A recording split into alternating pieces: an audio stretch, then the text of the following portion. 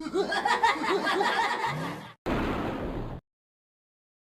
the Ice City King back at you with a brand new video. This time we finna cover everybody that was dissed in the Chronic album. Let's get into it.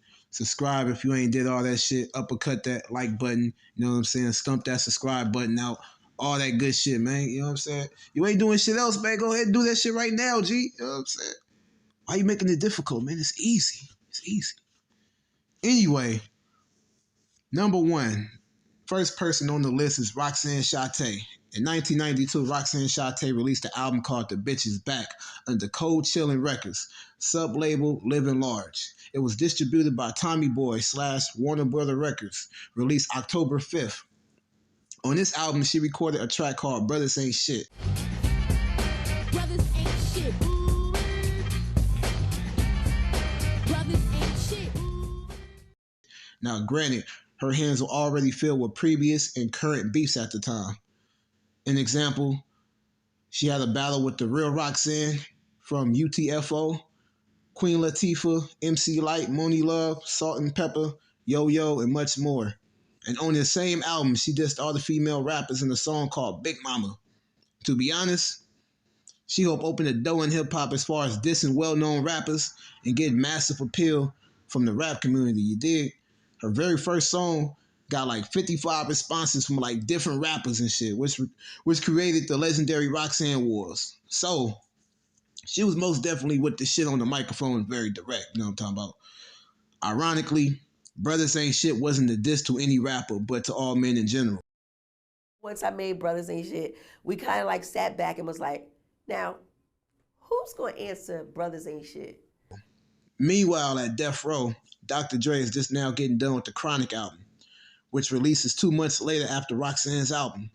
When Dr. Dre's album dropped on December 15th, he recorded a track called Bitches Ain't Shit. The overall song was a response to her, outside of the first verse where he dissed Eazy-E. I will be saving the Ruthless Records versus Deathrow Records for last, so stay tuned. You know what I'm talking about? Bitches ain't shit but hoes and tricks. Number 2 on the list, that's going to have to go to Tim Dog, coming out of the Bronx, you know what I'm saying? You know, he actually been going back and forth with not only Dr. Dre, but NWA as an entirety, you dig what I'm saying? So that goes all the way back to then. And from my knowledge, from what he said in the interview, was like he was trying to get signed at that time in, you know, the late 80s or whatever. And most of the artists, you know, they was either sounding like NWA or had an appeal like NWA. So when he went to a record company, and they were like, hey, yo, we want this. You know what I'm saying? You got to come off like that. You know what I'm talking about? Like, you know what I'm saying? We ain't trying to hear all that shit you talking about, man. Come out like this. You know what I'm saying? So he was like, man, fuck them niggas. I ain't trying to come out sounding like that. Matter of fact, Fuck Compton.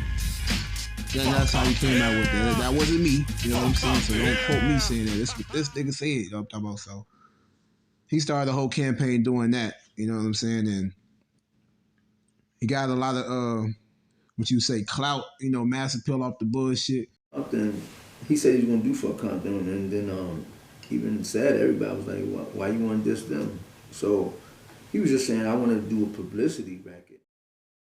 He had the whole city of Compton on his bumper, you know what I'm saying? They was trying to get on his crown. And, you know, he basically did it for publicity, if you ask me, but over time, they find time to diss him in the Chronic album because, you know, motherfuckers ain't forgot that shit. In the Chronic album, he dissed on, like, what, 2 tracks? The first one, as we all know, is the Dre Day. Thank the fucking mama. I'm talking about you and me, toe to toe. M-U-T, your bark was loud, but your bite wasn't vicious. And the rhymes you were kicking were quite bootylicious. Even on the $20 Sack Pyramid, where they did a skit, I'm gonna let y'all hear it. Go something like this. Fuck me in the ass. Step to me and let me suck your dick. Thing that Tim Dog was saying. That's it right there. Yeah, I wasn't finna repeat that shit because, you know, even though it's a joke and shit, I wasn't finna do no reenactments of what he was trying to portray out there. Excuse the kush. But, yeah, that was on his line. They just buried him, like, right off the bat. Yeah. You want Snoop Dogg, shorty? You don't like Tim Dog no more? Yo, this is the real dog. Tim Dog, he ain't the man. He got dissed by Snoop and ain't come back with nothing. So Number 2 goes to Tim Dog. Number 3 on the list, we got Uncle Luke from the 2 Live Crew. I ain't gonna lie, this one was kind of like, damn, man, like, you know what I'm saying? Because it really got saucy between the two. Like, motherfuckers saw each other in the motherfucking field or whatever, club, event, function, whatever you want to call it. They got into it and shit over, you know, that 90s era. Like, that shit was aggressive. It'll be like, from what I hear, from what I did my research on, hearing from members of the group itself, to a live crew, and people that have been around them, you know, apparently, allegedly, we ain't gonna put, you know, we just going off what he said, right? We were in St. Louis. We were on tour with NWA. For some strange reasons, the girls that we had around Easy and Dr. Dre would end up in their room. So our dancers spent the night with Dr. Dre and them, and Luke left them. Say, excuse the kush, man. You know, we having a skunk session right now. You know what I'm saying? Yo, that nigga Easy, he's a funky ass bitch. Really dope. Yo, that nigga Tim MUT, he's a funky ass bitch. You know what I'm saying? Oh, Luke, I didn't forget about you. Really dope. On the same song, Dre Day, they dissed Uncle Luke on the 3rd verse. In my opinion, I ain't gonna lie, I like the song in general, but like Luke's bending over, so Luke's getting fucked. I ain't gonna lie, that was some pause-worthy shit right there. Like, no offense, you know what I'm saying? Plenty of other shit you could have substituted to put right there, but all that shit with my nuts on your tonsils, like, excuse me, you know what I'm saying? Like, what the fuck is it? But he didn't take that shit lightly. He came back with a response track called Cowards in Compton. For instance, is take these fuck niggas beat.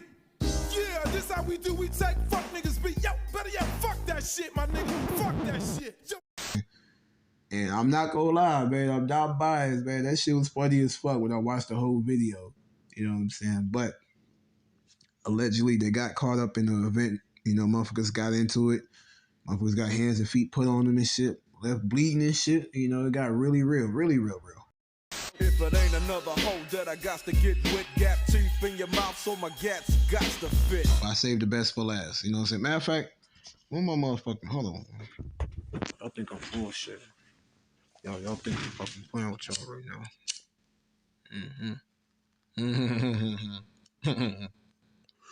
Having the real skunk session, yo.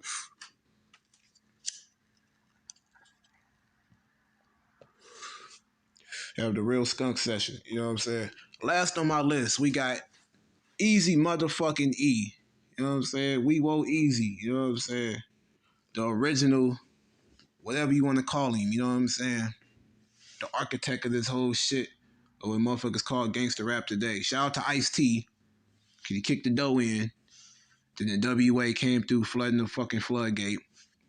And so on and so on. But, you know, Eazy-E, Dr. Dre got into it. And, you know, it was going back to over money owed and how things was working at the Ruthless label. And felt like he was getting robbed of paper. You know what I'm saying? Something sort of like what Ice Cube was talking about when he left in the first place. And ironically, they thought he was tripping. You know, he was like, man, fuck it, I'm just going to be on my own. And including Dre, they was all dissing him like, you know what I'm saying? I was talking to your bitch O'Shea. You know what I'm saying? They was going in on him. Like, and then come to find, I don't know if it was a year or two later. I'm not even sure. Don't fault me. But he ended up kicking the same knowledge. Like, yo, man, this nigga ain't giving me my money. You know what I'm saying? Like, I'm hurting out here, B. Like, so then you got Suge Knight, like, basically, like, man, fuck all that shit, man. We'll give you your company. Come run with me. We gonna stop all that shit. You know what I'm saying? Again, I'm very unbiased, so I'm just kicking the facts of what went down and shit. Glad you and I trust each other. You trust me, don't you? Yeah, boss. Oh, no. I work for you. I work for Sleazy E. Allegedly, there's many stories of how he got put to death row from Ruthless. Some sales about force, some sales about some other shit. We just gonna say that he ended up leaving Ruthless to go into death row. We just gonna leave it like that. Used to be my homie, used to be my ace. Now I wanna slap the taste out your man. Group NWA has now become single artists themselves and pretty big. Are you still friends with your group? A couple of them. Ice Cube, MC Ren, and Yella. Okay, what about the other one? Who? What are you talking about? All right. And in return for him getting dissed on Dre Day, Easy was getting paid off that. You know what I'm saying? But Dre Day only meant Easy's day. That his old album covers he was a she thing. So Deathrow, I hear you getting treated like boot camp. Gotta follow your sergeant's directions or get your ass popped with the Smith and Wesson. He came back with real motherfucking G's, and I ain't gonna lie, bro. That, oh my God, man. Like, I probably gotta do a top 10 diss records, like, of all time. Cause that up there with Hit 'Em Up and all that shit was like, it was different. But going back to the Chronic album on Dre Day, because, you know, that's the song that basically started the album. When you hear the Chronic intro. Yes, fuck Mr. Rourke and Tattoo, a.k.a. Jerry and Easy. Sincerely yours, these motherfucking nuts. You go right to Dre Day, and then basically it's a regular album after that. Besides Bitches Ain't Shit.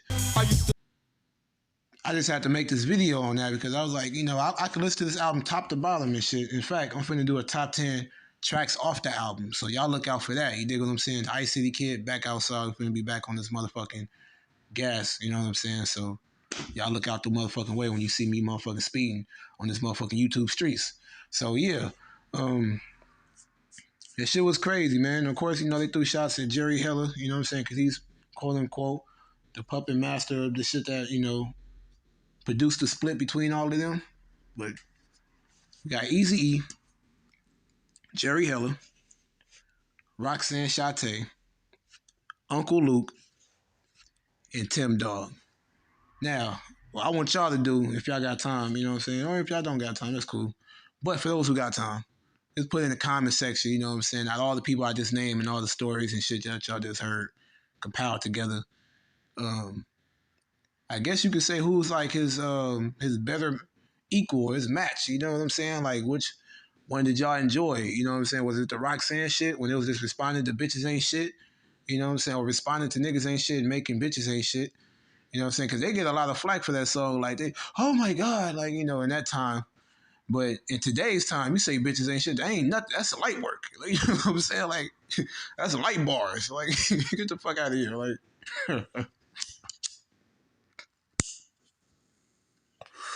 light bars, man. You know what I'm saying? So that's another thing I was always intrigued by too. By the music in that time was like, especially when the Doggy Style album came out. You know, everything that was taken from his album, it was just really taking it to the Congress and people speaking about it in the fucking White House and shit. Like, we need to ban this album and shit. Like, his words are fucking demonified. I'm like, damn, they just talking about his rap lyrics. So they went from having campaigns about these rap lyrics to now using these fucking lyrics in court to indict these fucking rappers. So, like, y'all see how this shit didn't change. But that's another story, though. But y'all go ahead and tap into the Ice City Mob, man. You know what I'm saying? Subscribe, uppercut that like button, notify yourself with that bell. You know what I'm talking about?